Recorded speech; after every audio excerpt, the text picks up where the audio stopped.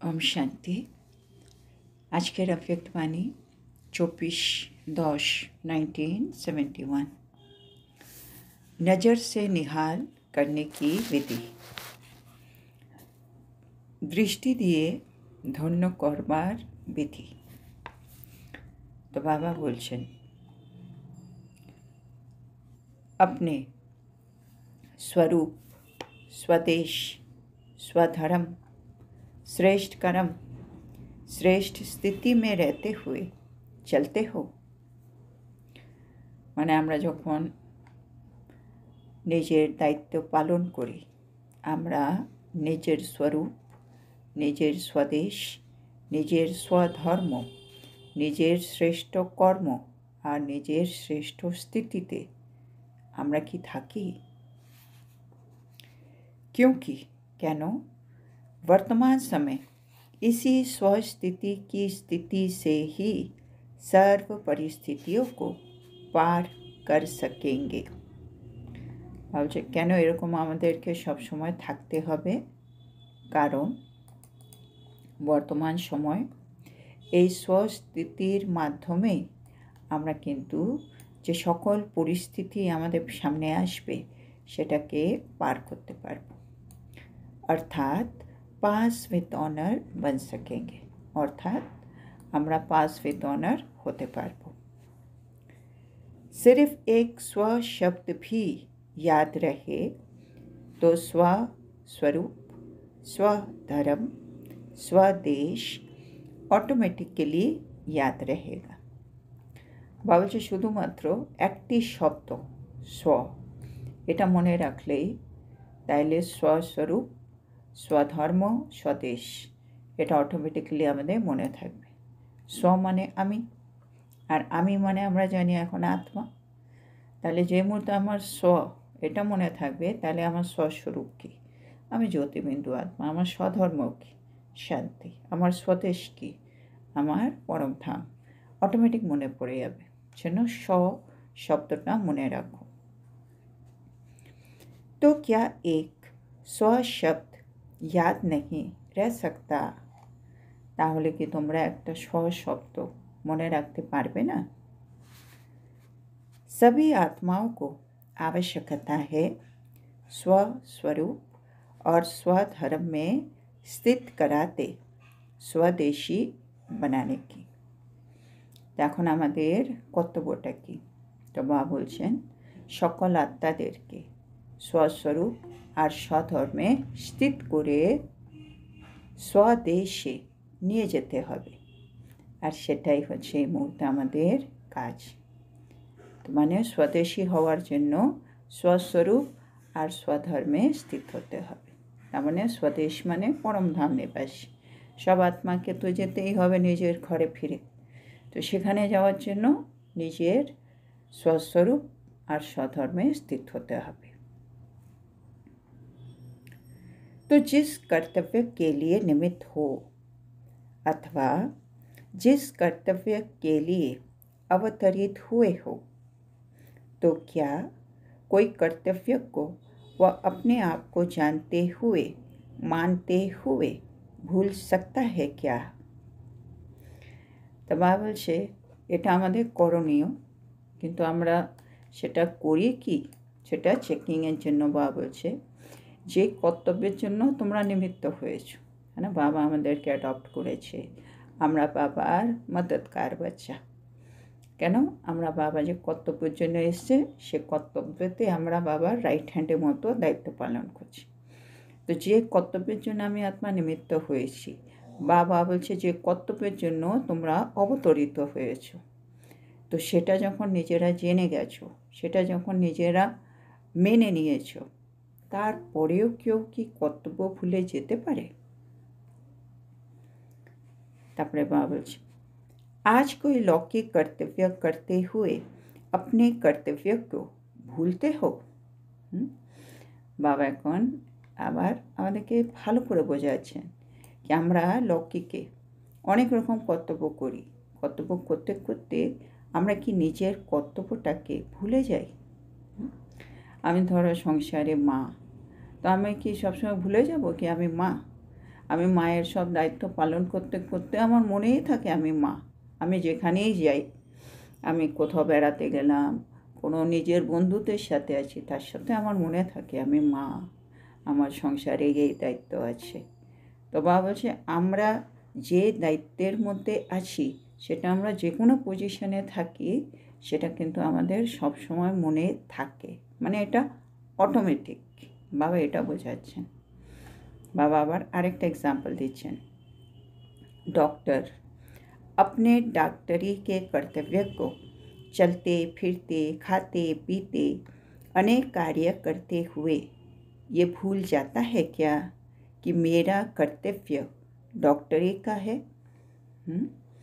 बाबा जे डाक्तार से चलते फिरते खेते शुते अनेक काजई करे से तखन कि ओ भूले जाए कि आमार कर्तव्य जे डाक्तारी, है ना? निश्चय नय। ओ कोথাও খেলাধুলাও করছে হতে পারে, ও কোথাও বেড়াতেও গেছে হতে পারে, কিন্তু ও সবসময় মনে থাকে আমি একজন ডাক্তার। তার মানে বাবা বলছে যার যেটা কর্তব্য সেটা ও যতই কিছু করেও কর্তব্যটা সবসময় মনে থাকে। তাহলে তোমাদের কর্তব্য কী? তোমাদের কর্তব্য ছিল সকল আত্মাকে স্বস্বরূপ আর স্বধর্মে স্থিত করে স্বদেশে নিয়ে যাওয়া। তো সেটা তোমরা ভুলে যাও নাকি? बाबा সেটা বলছে। तुम ब्राह्मण जिनों का जन्म और कर्म यही है कि सर्व आत्माओं को स्वधर्म स्वस्वरूप की स्थिति में स्थित कराना, तो क्या ब्राह्मणों को या ब्रह्म कुमार कुमारियों को ये अपना कर्तव्य भूल सकता है? तो बाबा বলছে তোমরা হচ্ছে ব্রাহ্মণ, যাদের জন্ম হয়েছে আর যাদের কর্ম হলো সবাইকে স্বস্বরূপ স্বধর্মে স্থিত করে স্বদেশে নিয়ে যাওয়া। তাহলে তোমরা ব্রাহ্মণ বা ব্রহ্মকুমার কুমারী এই কর্তব্যটা কি বারে বারে ভুলে যাও? दूसरी बात, এবার বাবা তৃতীয় কথা আমাদেরকে বোঝাচ্ছেন।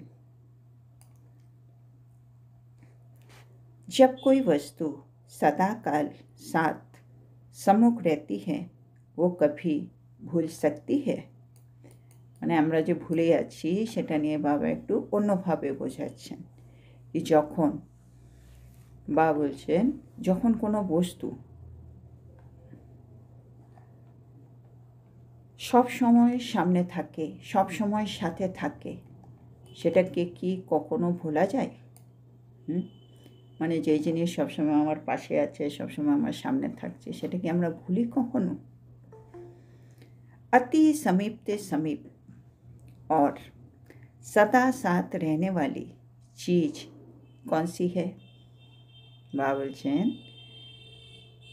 অতিশয় সমীপে থাকা আর সদা সাথে থাকা সে বস্তুটি কি? आत्मा के सदा समीप और सदा साथ रहने वाली वस्तु कौन सी है? মানে আত্মার সব সময় সমীপে থাকে, সব সময় সাথে থাকে, ওই বস্তু কি? शरीर व देह ये सदैव साथ होने के कारण निरंतर याद रहती है ना, है ना? আত্মার কাছে হচ্ছে একেবারে শরীর, সেজন্য বাবা বলছে শরীর বা দেহ এটা সর্বদা সাথে থাকে, সেজন্য কখনো আমরা ভুলি না কি আমি যে শরীর একজন, আমার যে একটা শরীর আছে সেটা কথা আমার সবসময় মনে থাকে, সেজন্য আমরা বারে বারে দেহ অভিমানে চলে যাই। তো বাবা যেখানে এটা আত্মার খুব কাছের হয়। ভুলাতে ভি ভুলতি নাহি হ্যাঁ, হ্যাঁ ভুলতে চাইলেও ভোলা যায় না। ऐसे ही হ্যাঁ, সেটা হলো আমাদের লৌকিকে। এবার বাবা আমাদের পুরুষার্থের দিক থেকে বলছে ऐसे ही अब आप श्रेष्ठ आत्माओं के सदा समीप और सदा साथ रहने वाला कौन है? তো বাবা বলছে একইভাবে তোমরা তো শ্রেষ্ঠ আত্মা, তোমাদের সর্বদা সমীপে কে থাকে বলো তো? এরকম বলছে বাবা। বাপ দাদা আমাদের সবসময় সবার থেকে কাছে কে? যেমন আমাদের জন্ম হলো তারপর থেকে আমাদের সবার কাছের হলো বাপ দাদা। सदा साथ और सदा सम्मुख है। তো বাপ দাদা আমাদের সব সময় সাথে আছে, সব সময় আমাদের সামনে আছে। जबकि देहे जो साथ रहती है वो कभी भूलती नहीं, तो बाप इतना समीप होते हुए भी क्यों भूलता है? ভাবছে যখন সাথে মানে আত্মার সাথে দেহ আছে, সেজন্য আত্মা কখনো দেহকে ভোলে না। তাহলে বাবাও তো আমাদের সবসময় সমীপে আছে, তাহলে বাবাকে আমরা কেন ভুলে যাই? বর্তমান সময়ে কমপ্লেন क्या करते हो?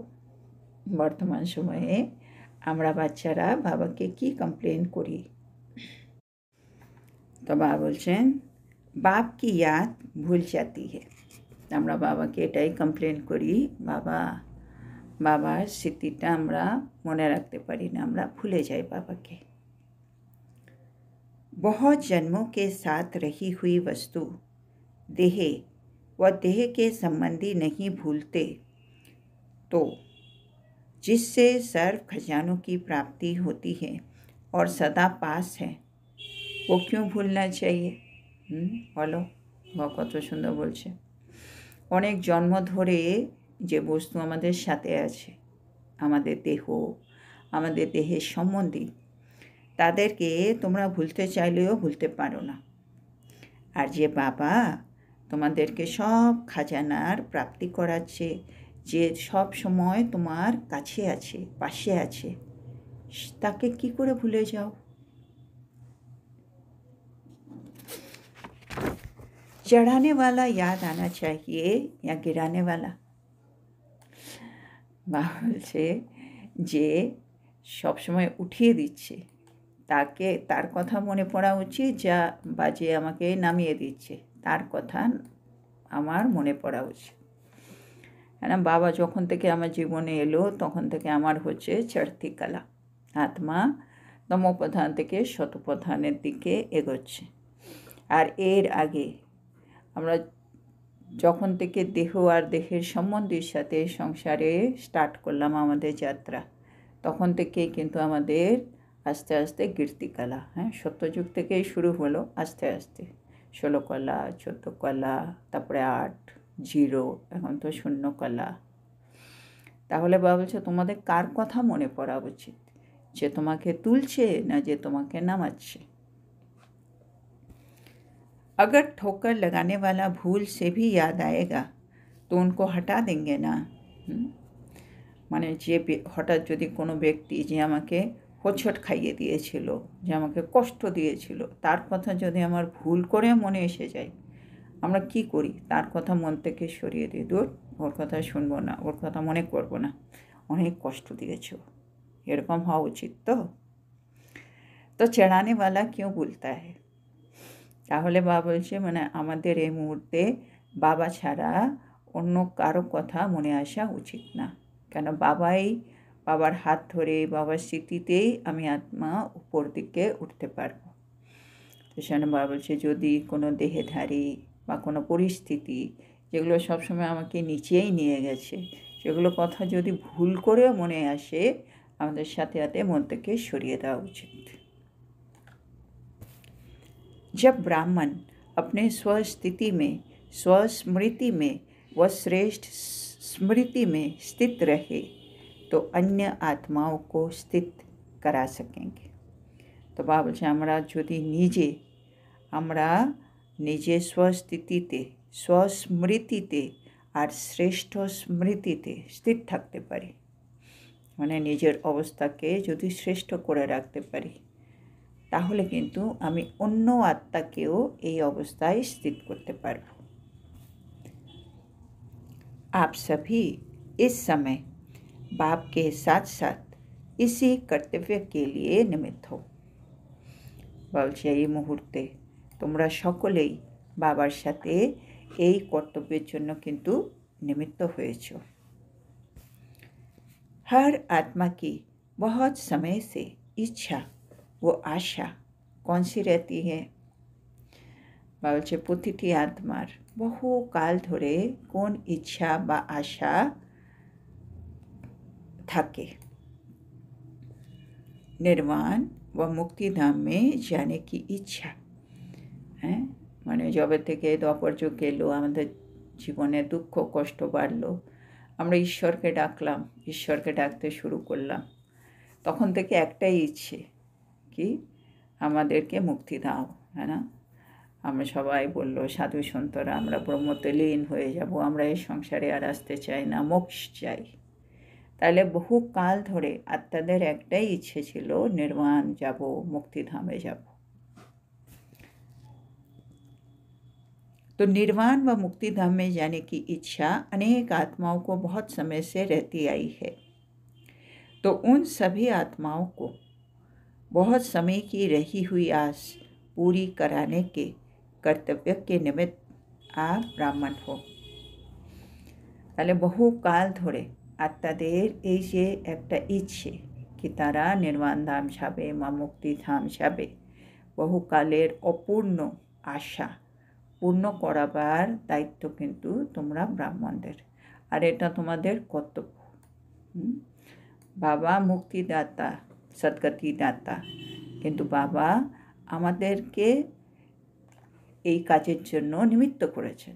বাবা তো সবার কাছে যেতে পারবেন না, শোন, বাবা কিছু কিছু সন্তানদের নিমিত্ত করেছে, তার মধ্যে আমরা হচ্ছি একজন। তো আমাকে সবসময় মনে রাখতে হবে, আমার আশেপাশে সকল আত্মা যারা ঈশ্বরের কাছে চাইছে আর তাদের যে আশা, তাদেরকে মুক্তি দাও, সেই অপূর্ণ আশাটা এখন পূর্ণ করার সময়, আর আমি তার জন্য একটা নিমিত্ত আত্মা, সেটা আমাকে মনে রাখতে হবে, আর তার জন্য আমাকে কর্তব্যটা করতে হবে। जब तक ऐसी स्थिति नहीं बनाएंगे तो ये कर्तव्य कैसे करेंगे। এবার এই কর্তব্যটা করার জন্য বাবা বলছে আমাকে আগে আমার স্থিতি তৈরি করে নিতে হবে, হ্যাঁ না? আমি আত্মা যখন আমার নিজের স্বদেশ, হ্যাঁ, আর স্বস্মৃতি, স্বধর্ম, শ্রেষ্ঠ কর্ম, শ্রেষ্ঠ স্থিতি, এগুলোতে যদি আমি নিজে স্থিত না থাকি, তাহলে আমি অন্য আত্মাকে তো করাতে পারবো না, তার মানে আমি কর্তব্যটা তো পালন করতে পারছি না। তো বাবা বলছেন, अगर अपने ही आश मुक्ति व जीवन मुक्ति को प्राप्त करने की अभी नहीं पूर्ण करेंगे तो दूसरों की कैसे करेंगे। तो একইভাবে বাবা বলছে, যদি তোমরা এখনো নিজে মুক্তি বা জীবন মুক্তি প্রাপ্ত না করো, মানে তোমাদেরই যদি আশাটা পূর্ণ না হয়, তাহলে তুমি অন্য আত্মাদের আশাকে কিভাবে পূর্ণ করবে। मुक्ति व जीवन मुक्ति का वास्तविक अनुभव क्या होता है, वो क्या मुक्ति व जीवन मुक्ति धाम में अनुभव करेंगे। এটাও একটা ইম্পর্টেন্ট প্রশ্ন বাবা বলছে। এই যে আমাদের মুক্তি অনুভব করতে হবে, জীবন মুক্তি অনুভব করতে হবে, এই দুটো জিনিস, সত্যি মুক্তিটা কি বা জীবন মুক্তি এটা কি জিনিস, এই অনুভবটা তোমরা কখন করবে বলো? তোমরা কি মুক্তিধামে গিয়ে মুক্তির অনুভব করবে বা জীবন মুক্তিধামে গিয়ে জীবন মুক্তির অনুভব করবে, না এখন সঙ্গম যুগে তুমি মুক্তি আর জীবন মুক্তির অনুভব করবে? বাবা এটা জিজ্ঞেস করছে। মুক্তি মে তো অনুভব করনে সে পরে হোঙ্গে, মানে এই যে মুক্তির অনুভব, জীবন মুক্তির অনুভব, এটা সঙ্গম যুগেই সম্ভব। এটা আমি যখন মুক্তিধামে চলে যাব, সেখানে মুক্তির অনুভব করা যাবে না। যখন আমি জীবন মুক্তিধাম মানে সত্যযুগ ত্রেতা যুগে থাকবো, তখন আমি জীবন মুক্তির অনুভব করতে পারবো না। বাবা এটা বোঝাচ্ছে। কেন পারবো না ওটাও বাবা বোঝাচ্ছে এখন। এই মুক্তি মে তো অনুভব করনে সে পরে হোঙ্গে, আমরা যখন মুক্তিধামে চলে যাব, সেখানে মানে পরম ধামে আছি, সেখানে অলরেডি আমি জ্যোতিবিন্দু হয়ে আছি, সেখানে আমি আর মুক্তি কী অনুভব করব? কিছু অনুভব করার জন্য তো শরীর লাগবে। তো শরীর সাথে সঙ্গম যুগে এটা সম্ভব কি আমি অশরীরী হয়ে সে মুক্তি অবস্থার অনুভবটা করি, কিন্তু পরম ধামে চলে গেলে সে জ্যোতিবিন্দু হয়ে তখন আর সেই ফিলিংটা তো আমি আর পাচ্ছি না, তার মানে আমি মুক্তির অনুভব সেখানে করতে পারবো না। তো বাবা সেটা বোঝাচ্ছি। আর द्वितीय, जीवन मुक्ति में जीवन बंध क्या होता है, वो अविद्या होने के कारण जीवन मुक्ति में है, ये भी क्या अनुभव करेंगे। আর দ্বিতীয় বাবা বলছে, যখন তুমি জীবন মুক্তি ধামে চলে যাবে, যখন আমি সত্য যুগে আমি প্রিন্স হয়ে জন্ম নিলাম, প্রিন্স হয়ে জন্ম নেওয়াতে আমি মানে জন্ম থেকেই আমি জীবন মুক্ত। তো সেখানে আমি জীবন বন্ধ কী ছিল আর আমি এই মুহূর্তে জীবন মুক্তিতে আছি, এটা আমি কি করে বুঝবো তখন। বা বলে একটা জিনিস বুঝবার জন্য আমাকে সবসময় দুটো জিনিসকেই জানতে হবে।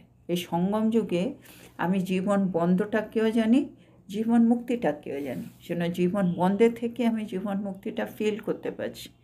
যদি আমি জন্ম থেকেই জীবন মুক্ত থাকি, আমি যদি জীবন বন্ধ কী হয় না জানি, তাহলে আমি জীবন মুক্তিও অনুভব করতে পারবো না, হ্যাঁ না। যেমন আমি অনেক রাতের অন্ধকার ছিল, হঠাৎ করে দিন হলো, তখন আমি বলতে পারি বাপরে বাপ, রাতে কি অন্ধকার ছিল, দিনে কত আলো। যদি আমি রাতি না দেখি, আমি সবসময় দিনই দেখি, তো আমি তো বুঝতেই পারবো না অন্ধকারটা কী হয়, আমি তো জানি না। আমি তো সেজন্য বাবা বললো, আমি যখন সত্য যুগে থাকছি তখন আমার এটা অবিদ্যা। কিসের? জীবন বন্ধ। আমাদের তো এই জ্ঞানটা সবসময় সব উড়ে যাবে, সেজন্য জীবন বন্ধের অবস্থার অবিদ্যা হয়ে থাকবো, তো সেখানে অনুভব করা যাবে না। তার মানে বাবা বলছে, তোমার মুক্তি আর জীবন মুক্তি অনুভব করতে হলে এই মুহূর্তে করা সম্ভব। তারপরে বাবা বলছেন, लेकिन जो बाप द्वारा मुक्ति जीवन मुक्ति का वर्षा प्राप्त होता है, उसका अनुभव तो अभी ही कर सकेंगे ना। বাবা এসছেন, বাবা আমাদের মুক্তি জীবন মুক্তির বর্ষা দিতে এসছেন, আর সে অনুভবটা তোমরা এখনই করতে পারবে। निर्वाण धाम, निर्वाण अवस्था ও মুক্তি কি স্থিতি अभी जान सकते हो। আর বাবা আসার পরেই আমরা এগুলো বুঝতে পারছি। সেটা বাবা বলছে নির্বাণ অবস্থা কী হয়, মুক্তির স্থিতি কী হয়, সেটা তোমরা এখনই জানতে পেরেছো। তো মুক্তি জীবন মুক্তি কা অনুভব अभी करना है, তাহলে তোমাদের মুক্তি জীবন মুক্তি অনুভব এখনই করতে হবে। जब स्वयं मुक्ति जीवन मुक्ति के अनुभवी होंगे, तभी अन्य आत्माओं को मुक्ति अर्थात अपने घर और अपने राज्य अर्थात स्वर्ग के गेट में जाने के पास दे सकेंगे। বাবা বলছে, যদি তোমরা নিজে আগে মুক্তি আর জীবন মুক্তির অনুভবী হতে পারো, তবেই তোমরা অন্য আত্মাদেরকেও মুক্তি মানে নিজের ঘর আমাদের পরমধাম আর নিজের রাজ্য জীবন মুক্তি ধাম মানে স্বর্গ, তো স্বর্গের গেটে যাওয়ার পাস মানে যে যে আত্মা জীবন মুক্তি অনুভব করবে তারাই স্বর্গে ঢুকবে। তাহলে অন্য আত্মাদেরকে স্বর্গে যাওয়ার পাস তোমরাই দেবে। जब तक आप ब्राह्मण किसी भी आत्मा को गेट पास नहीं देंगे, तो वो पास ही नहीं कर सकेंगे। বাবা বলছেন, যতক্ষণ পর্যন্ত তোমরা ব্রাহ্মণ আত্মারা অন্য আত্মাকে গেট পাস দেবে না, ততক্ষণ কিন্তু সে পাস করতে পারবে না। মানে স্বর্গের গেট খুলবে, কিন্তু গেট খোলার পরে যাদের কাছে পাস থাকবে তারাই যাবে। ওই পাস ওদেরকে কে দেবে? তোমরা দেবে। তো আর আমরা কখন দেবো? যখন আমি নিজে সে স্থিতিতে স্থিত হব, যখন আমি নিজে সে অনুভবী হব, তবে আমি অন্য আত্মাকে অনুভব করাতে পারবো, তখনই আমি অন্য আত্মাতে তৈরি করাতে পারবো। তো বাবা বলছে, তোমরা না দিলে ওরা কিন্তু যেতেও পারবে না। तो मुक्ति जीवन मुक्ति धाम के गेट पास लेने वालों की बड़ी लंबी क्यू आप लोगों के पास लगने वाली है। বাবা বলছে, অনেক তাড়াতাড়ি মুক্তি আর জীবন মুক্তি ধামের গেট পাস নেওয়ার জন্য তোমাদের সামনে একটা বড় লম্বা লাইন আসতে চলেছে। अगर गेट पास देने में देरी लगाई तो समय टू लेट हो जाएगा। মানে এটা আবার একটা মনে রাখার জিনিস, যদি আমি গেট পাস দিতে দিতে দেরি হয়ে যায়, তাহলে সময় তো পেরিয়ে গেলে টু লেট অবস্থায় চলে আসবে। এখন তো বাবা বলছে অলরেডি লেট চলছে। টু লেট হয়ে যাওয়া মানে গেট পাস নিয়ে আর ঢোকা যাবে না। মানে গেট পাস নিয়েও ঢোকার একটা টাইম আছে। তো সেটা বাবা বলছে তুমি যদি লেট করছো, মানে আমি নিজেই তৈরি হতে পারিনি এখন, আগে তৈরি হব তারপরে তো অন্যদেরকে করব, তখন ওরা গেট পাস পাবে। তাহলে তুমি যদি দেরি করো সময় কিন্তু টু লেটের দিকে চলে যাবে। इसलिए তাহলে কি করতে হবে, अपने को सदा स्वस्वरूप स्वधर्म स्वदेशी समझने से सदा इस स्थिति में स्थित रहने से ही एक सेकंड में किसी आत्मा को नज़र से निहाल कर सकेंगे। তাহলে আমাদের কি করতে হবে, নিজেকে সব সময় স্বধর্ম স্বস্বরূপ আর স্বদেশী মনে করে সব সময় এই স্থিতিতে স্থিত হয়ে তারপরে আমাদের এক সেকেন্ডে যে কোনো আত্মাকে দৃষ্টি দিয়ে কৃতার্থ করতে হবে। তাহলেই আমরা আমার কর্তব্য যেটা আছে সেটাকে পূর্ণ করতে পারব।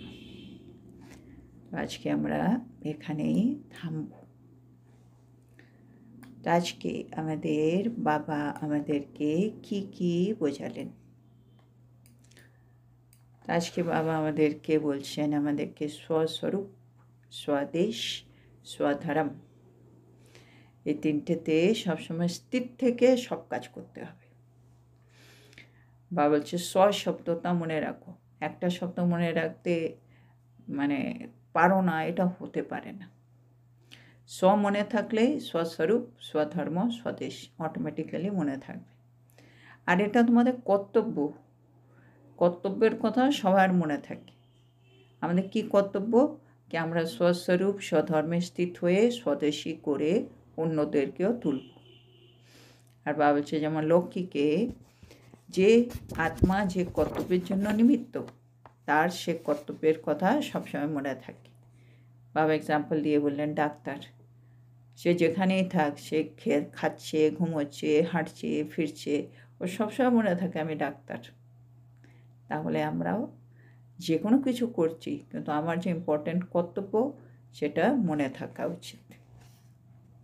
তারপরে বাবা বলছে আর আমার যে কর্তব্য সেটা আমি তখনই করতে পারবো যখন আমি আত্মা নিজে স্বস্বরূপ স্বধর্মে স্থিত হয়ে স্বদেশী হয়ে যাব, তখনই আমি অন্য আত্মাকেও করাতে পারব। তারপরে বাবা বলল দ্বিতীয় কথা, আমরা বাবাকে অনেক সময় বলি বাবা আমরা আপনাকে ভুলে যাই। বাবা বলছে আত্মার সবার থেকে কাছের হচ্ছে দেহ, আত্মা কখনো দেহকে ভোলে না।